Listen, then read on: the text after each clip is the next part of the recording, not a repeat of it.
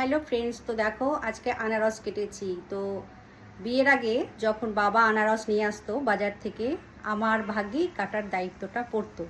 বিয়ের পরে শ্বশুরবাড়িতেও তাই, শ্বশুরমশাই বা হাজব্যান্ড নিয়ে এলে আনারস কাটার দায়িত্বটা আমার ভাগেই পড়তো। আর এখানেও তাই আমার ভাগেই পড়েছে। তো কি করে কেটেছি চলো তোমাদের দেখিয়ে দিই। এরকমভাবে টুকরো টুকরো করে কেটেছি। আর আনারসের গায়ে যে চোখটা থাকে ওইটা বাদ না দিলে কিন্তু গলা চুলকায় বা জিভ চুলকায়।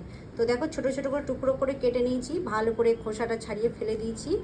এবার এতে দেবো বিট লবণ আর দেব গোলমরিচ, এতে টেস্টটা ভালো হয়। অনেকে চিনি দেয়, যেগুলো মিষ্টি না হয় সেগুলোতে চিনি দেওয়া হয় আর কি, কিন্তু এই আনারসটা পাকা আনারস, মিষ্টি আছে, তাই আমি কিন্তু চিনি দেব না। তো ভালো করে হাত দিয়ে মাখিয়ে নেব, তারপরে খাবো আমরা। তো এরকমভাবেই আনারস আমি কাটি। তো তোমরা কে কীভাবে কাটো, কে কীভাবে খাও অবশ্যই কমেন্টে জানাবে। তো দেখো মাখানো হয়ে গেছে, এবার একটা করে তুলে খাবো। চলো টাটা।